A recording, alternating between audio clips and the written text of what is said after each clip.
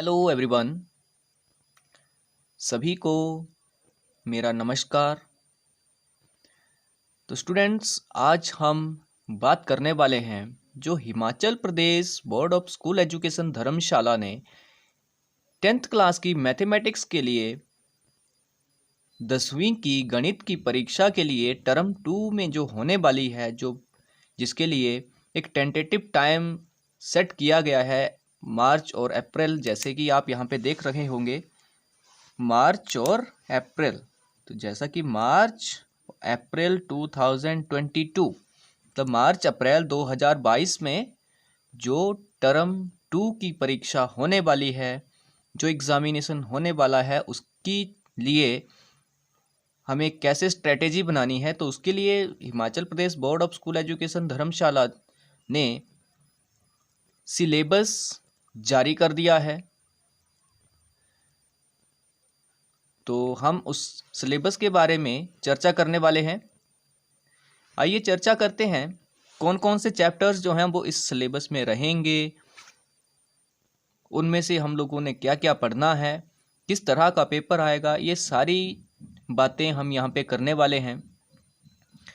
तो सबसे पहले देखते हैं, सेशन लिखा गया है 2021-22, मतलब 2021 और 22 का जो सेशन है, सत्र है 2021-22 का, उसके लिए क्लास 10th का मैथमेटिक्स के लिए या गणित के लिए सिलेबस ऑफ टर्म 2, मतलब जो सेकंड टर्म अभी एग्ज़ाम्स होने वाले हैं उसके लिए, उन एग्ज़ाम्स के लिए जो सिलेबस है, सिलेबस का मतलब जो चैप्टर्स आने वाले हैं, जो चैप्टर्स कवर होंगे उसमें, वो हमें यहाँ पे जानकारी होनी चाहिए, क्योंकि जानकारी होगी तभी हम उसके लिए एक प्रॉपर प्लान बना पाएंगे। प्रॉपर प्लान बनाने के बाद उस प्लान के अकॉर्डिंग हम काम करेंगे। काम का मतलब स्टडी करेंगे, डिस्कस करेंगे सारे क्वेश्चंस, सारी चैप्टर्स, सारे कंसेप्ट, हर एक चीज़ को हम क्लियर करेंगे। उसके बाद एग्ज़ाम्स क्रैक करेंगे। क्रैक का मतलब अच्छे नंबरों के साथ, अच्छी परसेंटेज के साथ हम अपना स्कोर बनाएंगे। ठीक है, बात करते हैं टर्म 2 के सिलेबस में। Himachal Pradesh board of school education धर्मशाला ने जो टर्म 2 के लिए क्लास 10th के लिए 10वीं कक्षा के लिए जो सेशन 2021-22 के लिए सिलेबस जारी किया है, उस सिलेबस की चर्चा करेंगे। तो सबसे पहले बात करते हैं सेशन 2021-22, मतलब 70। जो बच्चे हिंदी में पढ़ते हैं उनके लिए 70 2021-22 70 बोल सकते हो, साल बोल सकते हो। चलिए, नेक्स्ट है हमारे पास क्लास 10th, मतलब 10वीं कक्षा के लिए ये सिलेबस रहेगा। सब्जेक्ट है मैथमेटिक्स। तो जो इंग्लिश मीडियम में पढ़ते हैं उनके लिए भी ये वीडियो है, जो हिंदी मीडियम में पढ़ते हैं उनके लिए भी ये वीडियो रहेगी। ऐसा कुछ नहीं है कि सिर्फ मैं इंग्लिश मीडियम वाले बच्चों के लिए बता रहा हूँ या हिंदी मीडियम वाले बच्चों के लिए बता रहा हूँ, ऐसा कुछ नहीं है। सभी के लिए, दोनों के लिए इकट्ठा ही बता दूंगा, एक ही वीडियो में दोनों के लिए काम हो जाएगा। ठीक है, इसीलिए मैंने ये सारा तैयार, मतलब एचपी बोर्ड ने ही ये जारी किया है, तो इसका लिंक मैं आपको डिस्क्रिप्शन में दे दूंगा, वहाँ से आप डाउनलोड कर सकते हैं अपना सिलेबस। अच्छा, चलिए बात करते हैं। सेकेंड टर्म में हमें ये चैप्टर्स जो हैं वो कवर करने होंगे। तो जैसा कि आपने टर्म 1 का एग्ज़ाम दे दिया है, उसमें आपने देखा होगा कि किस तरह का पेपर था, किस तरह के क्वेश्चंस थे, क्या पैटर्न था, कौन कौन से चैप्टर्स जो थे वो उसमें कवर थे। तो जो उस एग्ज़ाम में कवर थे, उनको छोड़ के बाकी जो चैप्टर बचते हैं वो टर्म 2 के लिए रहेंगे। तो बात करते हैं चैप्टर नंबर 8 से, क्योंकि जो चैप्टर 7 तक का जो भी कंटेंट है वो टर्म 1 में कंप्लीट हो चुका है, उसका एग्ज़ाम भी हो चुका है, उसका रिज़ल्ट भी या तो बन चुका है या बन रहा है, वो जल्द ही बन के आपको एचपी बोर्ड की वेबसाइट पे मिल जाएगा। जैसे ही रिज़ल्ट आएगा हम उसके बारे में भी आपको इन्फॉर्म कर देंगे, तो हमारे चैनल के साथ बने रहिए। देखिए, सबसे पहले हमें स्टडी करना पड़ेगा, पढ़ना पड़ेगा चैप्टर नंबर 8। तो चैप्टर 8 है हमारे पास, जो इंग्लिश मीडियम में पढ़ते हैं उनके लिए है इंट्रोडक्शन ऑफ ट्रिग्नोमेट्री। और जो हिंदी मीडियम में पढ़ते हैं उनके लिए है त्रिकोणमिति का परिचय। त्रिकोणमिति का परिचय, तो इसके बारे में डिटेल में भी मैं बताऊंगा। फिलहाल हमें ये चैप्टर 8 जो है वो पढ़ना है।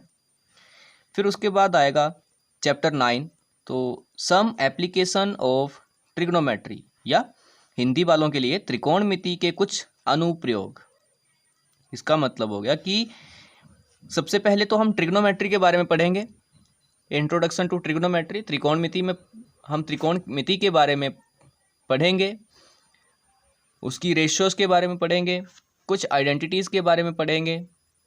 तो उसमें एक ही आइडेंटिटी रहेगी मेन, बाकी और भी हैं 3 आइडेंटिटीज़ टोटल आप लोग पढ़ोगे, बट एक जो मेन है उसके बारे में मतलब वो तो आपको बिल्कुल तोते की तरह याद होनी चाहिए। बाकी 2 हैं वो भी याद होनी चाहिए, ऐसा बात नहीं है कि वो याद नहीं करनी है, वो भी याद रखनी है। वो भी बीच में हो सकता है कि वो फर्स्ट वाली जो हम बात कर रहे हैं उसको ना पूछें और दूसरी पूछ लें। तो 3 आइडेंटिटीज़ हैं, 3 आइडेंटिटीज़ याद रखने में कोई दिक्कत नहीं है। तो इसमें साइन थीटा, कोस थीटा, इस तरह की जो बातें हैं उनके बारे में चर्चा की जाएगी। इंट्रोडक्शन ऑफ ट्रिग्नोमेट्री में sine theta, cos theta, tan theta, जब इनकी वीडियोस आपको मैं प्रोवाइड करूंगा, बहुत ही जल्द आपके लिए इसकी वीडियोस भी प्रोवाइड करवा दूंगा। तो अभी फ़िलहाल बात करते हैं कौन कौन से चैप्टर आने वाले हैं। तो फर्स्ट आएगा इंट्रोडक्शन टू ट्रिग्नोमेट्री, त्रिकोणमिति का परिचय। उसके बाद आएगा सम एप्लीकेशन, जो हम ट्रिग्नोमेट्री में यहाँ पे पढ़ेंगे उन्हीं चीज़ों को अप्लाई करने के लिए भी पढ़ेंगे। मतलब वो जो चीज़ें हम लोग पढ़ेंगे, ट्रिग्नोमेट्री का परिचय जो हम पढ़ेंगे, ट्रिग्नोमेट्री की इंट्रोडक्शन जो पढ़ेंगे, उन्हीं चीज़ों को हम अपने आसपास की कुछ चीज़ों के लिए, कुछ रियल लाइफ सिचुएशंस के लिए किस तरह से अप्लाई कर सकते हैं, इसके बारे में बात की जाएगी चैप्टर नंबर 9 में। सम एप्लीकेशन ऑफ ट्रिग्नोमेट्री, या फिर त्रिकोणमिति के कुछ अनुप्रयोग, मतलब उसको कैसे प्रयोग किया जा सकता है, त्रिकोणमिति को अपनी रियल लाइफ में किस तरह से प्रयोग किया जा सकता है, उसके बारे में चर्चा होगी। नेक्स्ट हमारे पास आता है चैप्टर नंबर 10। तो चैप्टर नंबर 10 का जैसे आप इसका नाम पढ़ पा रहे होंगे, सर्कल्स या फिर वृत्त, बहुत ही फैमिलियर चैप्टर है। ये 2 चैप्टर तो आपके लिए थोड़ा सा नए रहेंगे, बट सर्कल कोई नया काम नहीं है। सर्कल या वृत्त, इंग्लिश वालों के लिए सर्कल, हिंदी वालों के लिए वृत्त। अच्छा, इसके बारे में जैसे आप रेडियस, डायामीटर, सर्कमफ्रेंस, कोड, फिर इसका जो भी पार्ट्स हैं उनके बारे में आप लोग पढ़ चुके हो पहले ही पिछली क्लासेस में। तो थोड़ा सा और इसके बारे में पढ़ेंगे।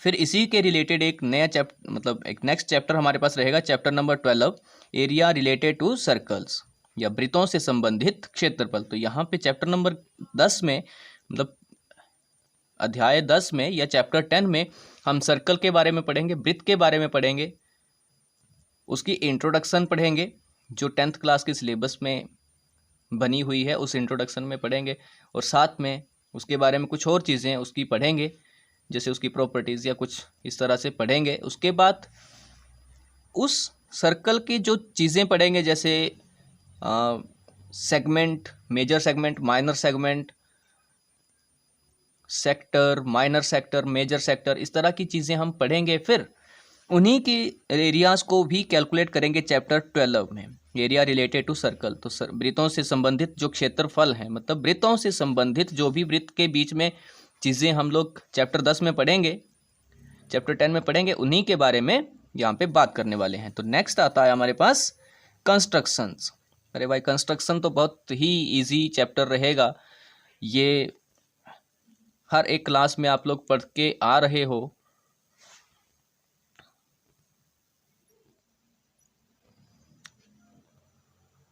देखिए क्या करेंगे, सर्कल के बारे में पढ़ लेंगे, एरिया रिलेटेड टू सर्कल्स हो जाएगा। इसके बाद कंस्ट्रक्शन की बात कर ली हमने। तो कंस्ट्रक्शन का मतलब है डिफरेंट शेप्स की कंस्ट्रक्शन करना, तो रचनाएं, ठीक है, रचना करना, किसी भी चीज़ की रचना करना। तो रचनाएं हम लोग पढ़ लेंगे, किस तरह से एंगल्स बनाते थे।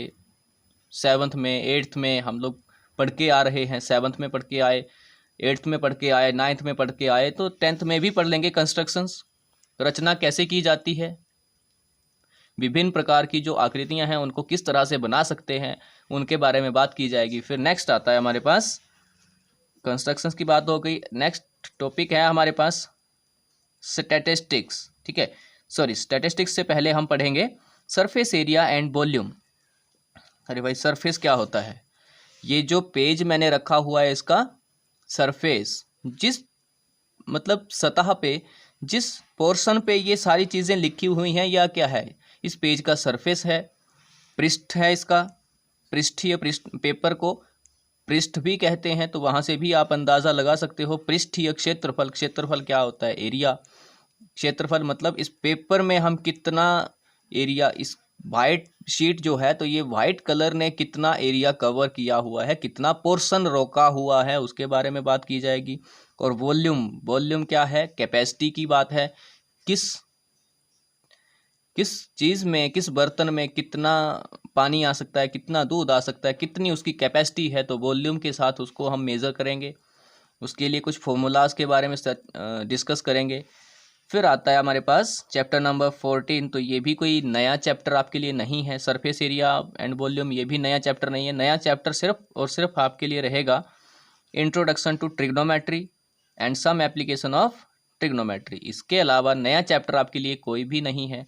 प्रोबेबिलिटी है, तो प्रोबेबिलिटी भी आप लोग पिछली क्लासेस में पढ़ के आए हो, क्लास 9th में भी आपने इसके बारे में चर्चा की होगी। स्टैटिस्टिक्स और प्रोबेबिलिटी दोनों ही बहुत ही अच्छे चैप्टर हैं, मैं समझता हूँ, क्योंकि इन दोनों को यूज़ करके हम परसेंटेज भी बनाने में ये हमें मदद करते हैं, बहुत हेल्प करते हैं। तो स्टैटिस्टिक्स का नाम हिंदी में है सांख्यिकी, और प्रोबेबिलिटी को हिंदी में कहेंगे प्रायिकता। तो इसके बारे में भी चर्चा करेंगे।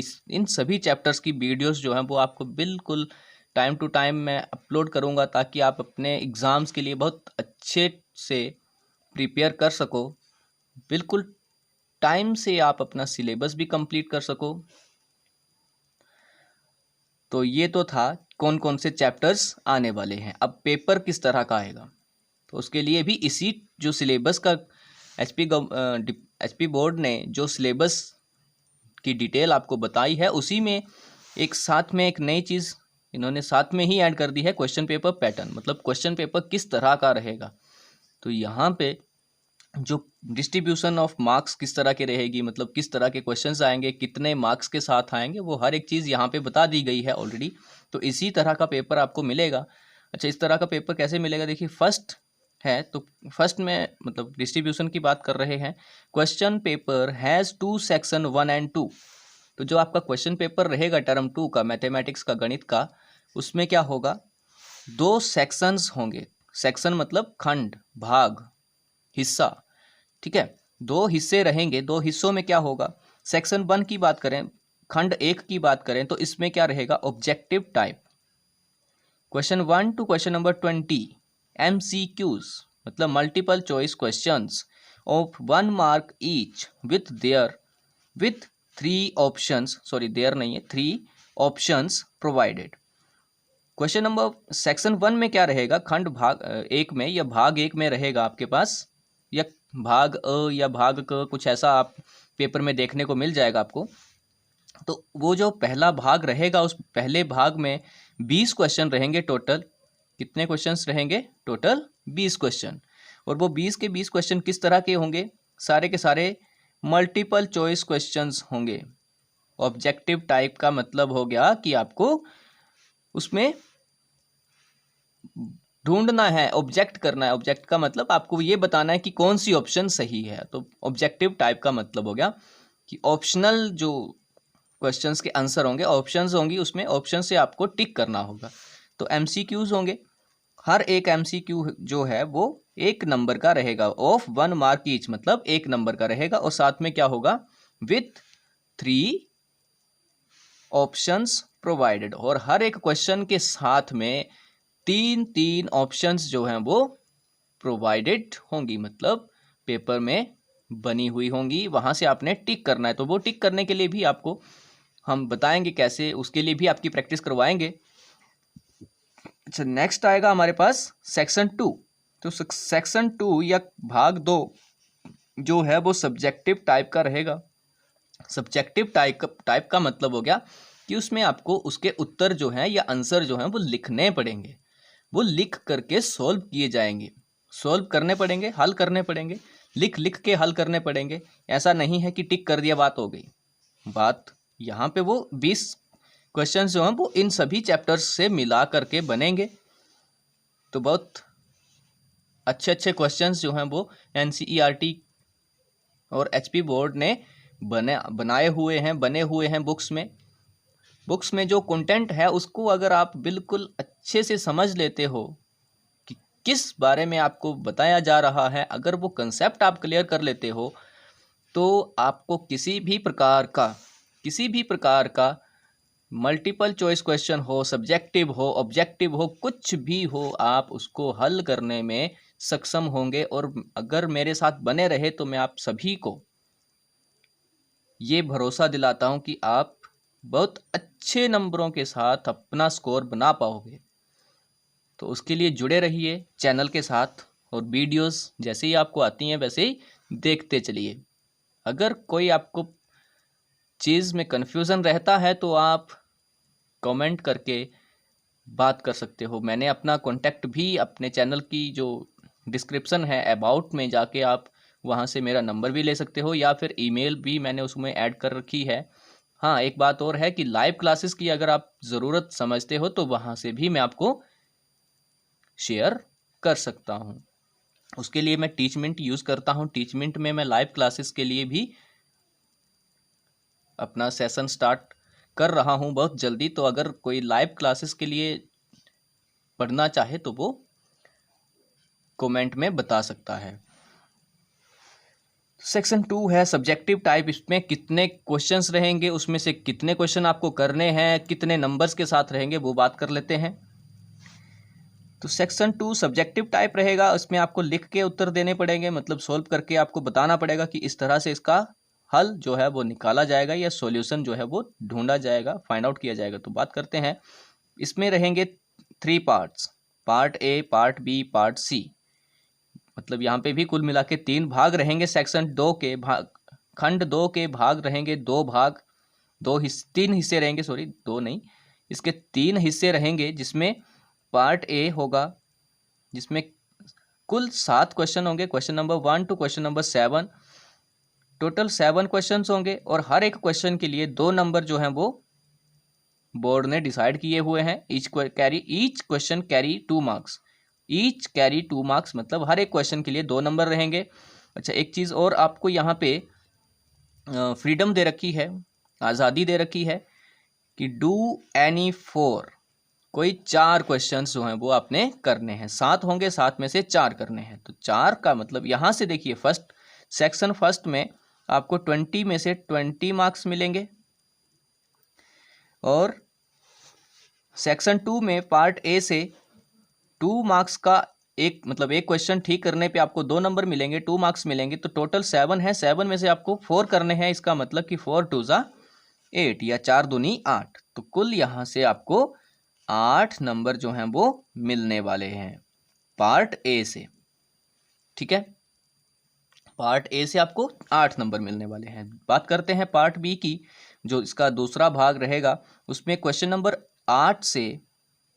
प्रश्न 8 से 14 तक, या क्वेश्चन नंबर 8 to 14 जो है वो फिर 7 क्वेश्चन रहेंगे, मतलब 7 क्वेश्चंस रहेंगे। उन 7 में से फिर आपको कोई 4 ही करने हैं, और ये जो 4 क्वेश्चन आपने करने हैं इनमें, या ये 7 के साथ ही 3 नंबर के साथ रहेंगे, 3 मार्क्स के साथ रहेंगे। तो जैसे ही आप यहाँ से कोई भी 4 क्वेश्चंस कर लेते हो, 4 क्वेश्चन कर लेते हो, तो 4 3 जा टोटल बन जाएंगे यहाँ से 12 मार्क्स। तो यहाँ से 12 मिलेंगे आपको। फिर नेक्स्ट है हमारे पास जो इसका लास्ट पार्ट रहेगा, पार्ट नंबर सी, मतलब भाग स, जैसे हिंदी मीडियम के लिए आ सकता है भाग अ, या खंड अ, खंड बी, या ब, खंड स, अ ब स, इस तरह से आ सकता है। तो उसमें क्या रहेगा, 15 to 18, मतलब क्वेश्चन नंबर 15 से लेके क्वेश्चन नंबर 18 तक कितने क्वेश्चंस बनेंगे, 4 क्वेश्चन बनेंगे, 15 16 17 18, और 4 में से आपको कोई 2 करने हैं। अच्छा, ये जो 4 के 4 क्वेश्चन है, चारों ही 5 नंबर के साथ होंगे, मतलब 5 नंबर के साथ एक क्वेश्चन के लिए 5 नंबर रहेंगे और 4 में से कोई 2 करने हैं। 2 करने का मतलब कि 2 क्वेश्चन के ही नंबर आपको मिलने वाले हैं। भले ही 4 कर दो, 4 करने की ज़रूरत नहीं है और इतना आपको टाइम भी नहीं होगा। वैसे टाइम मुझे लगता है कि जो पहले पेपर होता था उसके लिए भी 3 घंटे का टाइम देते हैं, यहाँ पे भी 3 घंटे का टाइम जो है वो डिसाइड किया गया है। तो आपके पास अब काफ़ी ज़्यादा टाइम जो है वो हो चुका है, क्योंकि पहले क्या था, मैक्सिमम मार्क्स 100 होता था या 85 होता था, जिसमें 15 मार्क्स की 15 नंबर की असेसमेंट लगाई जाती थी। तो यहाँ पे अब ये 50 नंबर का क्वेश्चन पेपर रहेगा और 3 घंटे का पेपर रहेगा। तो टाइम उतना ही है, नंबर थोड़े कम हैं, कंटेंट कम रहेगा, तो आपको पेपर करने में बहुत आसानी रहेगी। बहुत आसानी के साथ आप काफ़ी अच्छे नंबर ले सकते हो। बिल्कुल तसल्ली के साथ पेपर करना, कुछ गलती नहीं करना। तो जो यहाँ पे 2 क्वेश्चंस आप करोगे तो 2 5 10 या 5 दूनी 10, 10 नंबर यहाँ से आपको लेने हैं। कोई भी 2 क्वेश्चन आपने करने हैं, जो 5 नंबर के होंगे उनमें से 2 करने होंगे। तो 12 और 8 20, 20 और 10 मतलब सेक्शन 20 से सेक्शन 2 से 30 मार्क्स टोटल बनेंगे। और मैं उम्मीद करता हूँ कि आप 30 में से 30 ले लेंगे और यहाँ पे 20 बनेंगे। तो यहाँ पे भी उम्मीद करता हूँ कि 20 में से 20 आप लेंगे और मेरे साथ बने रहेंगे तो आप ज़रूर ये बात जो है वो सच करोगे, सिद्ध करोगे इस बात को। ठीक है, तो ये थी डिटेल्ड डिस्कशन। तो उम्मीद करता हूँ कि आपको अब जो 10th क्लास का 10वीं कक्षा का जो Himachal Pradesh board of school education के साथ जो भी बच्चे पढ़ रहे हैं उनको सिलेबस जो है वो समझ में आ गया होगा। तो धन्यवाद। आगे की वीडियो के लिए बने रहिए हमारे चैनल के साथ।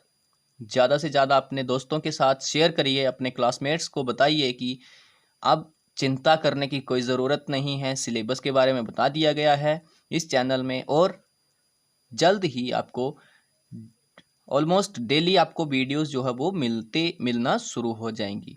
तो डेली आपको वीडियो मिलेगी, मतलब कहीं भागने की ज़रूरत नहीं है, ट्यूशन्स के लिए पैसे खर्च करने की ज़रूरत नहीं है। आपके हाथ में जो मोबाइल है उसकी स्क्रीन पे ही आपको ट्यूशन्स जो है वो बहुत आराम के साथ मिलेगी। देखिए, आपको बिल्कुल डिटेल के साथ बताऊंगा, हर एक कंसेप्ट क्लियर करवाऊंगा और साथ में आपको पैसा भी नहीं खर्च करना है, पैसा भी नहीं देना है। बस यही है कि आपको अपना मोबाइल का रिचार्ज करवाना पड़ेगा, सिर्फ अपना, मेरा नहीं। मेरा मैं खुद कर लूँगा, आपको अपना मोबाइल रिचार्ज करवाना है। तो ये थी detail discuss. Thank you, have a good day, have a bright future.